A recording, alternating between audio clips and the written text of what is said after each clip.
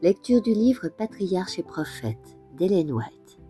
Suite du chapitre 35, la révolte de Corée. Dieu faisait une distinction entre les auteurs de la révolte et leurs victimes. Reconnaissant l'erreur de Corée, le peuple devait accepter la sentence qui le condamnait à mourir dans le désert. Mais il ne voulait pas se soumettre à ce châtiment. Il persistait à croire que Moïse les avait trompés. Tout en fuyant devant le gouffre béant ouvert devant Corée, les Israélites avaient conservé dans leur cœur l'effet de ces flatteries et persistaient à espérer qu'un nouvel ordre de choses allait s'établir, une ère où la louange remplacerait la censure et où le bien-être succéderait à la lutte et aux contrariétés. Ce soir-là, Israël avait regagné ses tentes terrifié, mais non repentant. Les hommes qui venaient de périr lui avaient adressé tant de paroles agréables et proféré à son égard tant d'intérêt et de bonté qu'on persistait à voir en ces gens des hommes excellents que Moïse avait fait disparaître. Non seulement on insultait Dieu en rejetant ses fidèles représentants, mais on conspirait leur mort et l'on ne voyait aucune nécessité de demander pardon au Seigneur de cet énorme péché. Au lieu de passer cette nuit de grâce à se confesser et à se convertir, la foule chercha quelques moyens de résister aux preuves qui lui avaient été données de sa culpabilité. Satan, qui était sur les lieux, pervertissait son jugement et l'aveuglait sur le chemin de la destruction. Au cri des révoltés descendus dans les entrailles de la terre, tout Israël s'était enfui en proie à une terreur panique, en s'écriant « Prenons garde que la terre ne nous engloutisse !» Mais dès le lendemain, toute l'assemblée des enfants d'Israël murmura contre Moïse et contre Aaron en disant « Vous avez fait mourir le peuple de l'Éternel !» Ils étaient prêts à se livrer à des actes de violence contre leurs conducteurs dévoués et désintéressés quand, au même moment, la gloire divine apparut dans la nuée au-dessus du tabernacle. Une voix se fit entendre qui dit à Moïse et à Aaron « Éloignez-vous du milieu de cette assemblée et je les consumerai en un instant. » Fort de son bon droit, loin de s'enfuir et d'abandonner la congrégation à son sort au milieu de la catastrophe, Moïse reste, berger fidèle, immobile auprès du troupeau qui lui a été confié. Il supplie Dieu de ne pas détruire entièrement le peuple qu'il a choisi. Grâce à son intercession, le bras de la justice divine sera arrêté et Israël, désobéissant et rebelle, ne sera pas décimé. Mais l'ange de la colère était déjà parti et semait la mort sur son passage. Sur l'invitation de son frère, Aaron prit un encensoir et se rendit en hâte au milieu de l'assemblée, debout entre les morts et les vivants, pour faire expiation pour le peuple. En même temps que la fumée du parfum, les prières de Moïse montèrent vers Dieu et la plaie fut arrêtée. 14 000 personnes frappées à mort avaient payé de leur vie leur récrimination et leur révolte. Dieu donna ensuite une nouvelle preuve que le sacerdoce avait été conféré à la famille d'Aaron. Chaque tribu fut invitée à préparer un bâton et à y inscrire son nom. Sur celui de Lévi, on écrivit le nom d'Aaron. Moïse déposa ses bâtons devant l'Éternel dans la tente du témoignage. La tribu dont le bâton fleurirait devait être celle que Dieu avait choisie pour le sacerdoce. Le lendemain, voici que le bâton d'Aaron pour la maison de Lévi avait fleuri. Sur ce bâton, des boutons avaient germé, des fleurs étaient écloses et des amandes avaient mûri. On le fit voir au peuple, puis on le conserva au tabernacle en témoignage pour la postérité. Ce miracle trancha définitivement la question du sacerdoce. Il était désormais reconnu que Moïse et Aaron avaient été établis par l'autorité divine. Le peuple fut contraint d'accepter la triste sentence qui le condamnait à mourir dans le désert. « Voici que nous périssons !» s'écriait-on. « Nous sommes perdus, oui, nous sommes tous perdus !» C'était confesser qu'Israël avait péché en se rebellant contre ses chefs et que Corée et sa bande avaient reçu le châtiment qu'ils méritaient.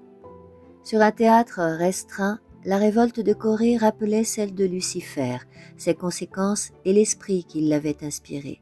C'était l'orgueil et l'ambition qui l'avaient poussé à se plaindre du gouvernement de Dieu et à vouloir renverser l'ordre établi dans le ciel. Et depuis sa chute, Le but de Satan a été d'inculquer aux hommes le même esprit d'envie et de mécontentement, la même soif des situations et des faveurs. C'est lui qui avait influencé Coré, Dathan et Abiram pour exciter en eux l'amour des grandeurs, la méfiance et la révolte. En poussant ces hommes à rejeter ceux que Dieu avait choisis, il les avait amenés à secouer l'autorité du ciel tout en se croyant justes et en considérant ceux qui condamnaient courageusement leurs péchés comme les suppôts de Satan. Les mauvaises tendances qui ont donné naissance à la révolte de Coré et préparé sa perte existent encore aujourd'hui. L'orgueil et l'ambition se rencontrent partout. Nourris et caressés, ces deux penchants ouvrent la porte à l'envie et à la recherche des honneurs. Le cœur qui s'y livre s'éloigne imperceptiblement de Dieu et se dirige vers la zone de Satan. Semblable à Coré et à ses acolytes, beaucoup d'hommes, même parmi les soi-disant disciples de Jésus, sont à tel point dévorés par le désir d'occuper de hautes situations qu'ils sont prêts, pour s'assurer des partisans, à sacrifier la vérité, à calomnier les hommes de Dieu et même à les accuser des mobiles égoïstes et honteux qui les animent. À force de répéter contre toute évidence ces fausses accusations, ils finissent par les croire vraies. Et tout en sapant la confiance accordée aux serviteurs de Dieu, ils finissent par se croire engagés dans une bonne œuvre et à se figurer qu'ils rendent service à Dieu. Les Hébreux n'aimaient pas se soumettre aux directives et aux restrictions du Seigneur. Tout avertissement, tout frein les contrariait et provoquait leurs murmures contre Moïse. Si Dieu les avait laissés libres d'agir à leur guise, ils auraient eu peu de plaintes à élever contre leur chef. Dans toutes les périodes de l'histoire de l'Église, les serviteurs de Dieu ont rencontré le même esprit. En s'adonnant aux délices du péché, les hommes ouvrent leur cœur à Satan et avancent d'un degré de méchanceté à un autre. À force de rejeter la vérité, l'esprit s'obscurcit. Il repousse la lumière la plus éclatante et finit par s'endurcir dans le mal. Le péché cesse de lui paraître odieux et il s'y adonne avec toujours plus de facilité. Pour ceux qui en sont là, les fidèles serviteurs de Dieu deviennent des objets de haine. N'étant pas disposés à accepter les souffrances et les sacrifices qui exigent une réforme, toute répréhension, tout appel est exagéré et malvenu. Comme Coré, ils déclarent que ce n'est pas le peuple qui est à blâmer, mais le censeur. Et en endormant leur conscience par cette erreur, les envieux et les mécontents se concertent pour semer la discorde dans l'Église et pour paralyser les efforts de ceux qui cherchent à l'édifier. Tout progrès réalisé par ceux que Dieu appelle à mener son œuvre à bien excite la suspicion. Chacun de leurs actes est dénaturé par les jaloux et les médisants. Il en a été ainsi au temps de Luther, de Wesley et d'autres réformateurs, et il en est de même aujourd'hui. Coré n'aurait pas agi comme il le fit s'il avait su que toutes les directives et les censures communiquées à Israël venaient de Dieu. Mais il aurait pu le savoir. Dieu avait prouvé d'une façon éclatante que c'était lui qui conduisait Israël. Seulement, Coré et ses affiliés rejetèrent la lumière jusqu'au point où les manifestations les plus aveuglantes de la part de Dieu ne purent plus les convaincre et ils les attribuèrent alors à l'influence humaine ou à la puissance satanique. Le lendemain de la disparition de Coré et de ses partisans, le peuple fit la même chose lorsqu'il se mit à dire « Vous avez fait mourir le peuple de l'Éternel ».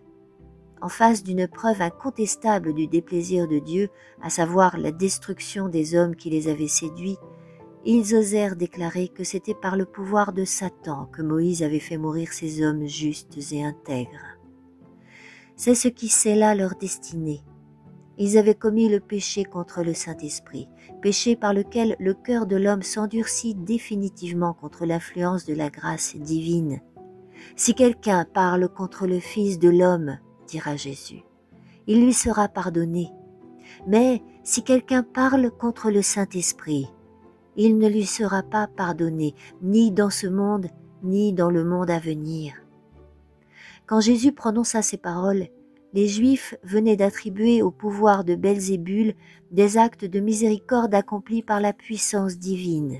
Or, comme c'est par le moyen du Saint-Esprit que Dieu entre en rapport avec l'homme, ceux qui, de propos délibérés, assignent à cette puissance un caractère satanique, coupent la seule voie de communication existante entre le ciel et l'âme humaine. C'est par l'intermédiaire du Saint-Esprit que Dieu censure le pécheur et le convainc de pécher. Il s'ensuit qu'en rejetant formellement l'œuvre de l'Esprit, un homme enlève au Seigneur toute possibilité d'agir en sa faveur. La dernière ressource de la miséricorde divine a été épuisée. Le pécheur s'est séparé de Dieu qui ne possède aucune force en réserve capable de le convaincre et de le convertir. Son péché reste sans remède. Laisse-le, tel est l'ordre de Dieu. Il ne reste plus de sacrifice pour les péchés, mais seulement la terrible attente du jugement et le feu ardent qui doit dévorer les rebelles. Je t'invite à la suite de ce récit au chapitre 36, intitulé « Israël au désert ».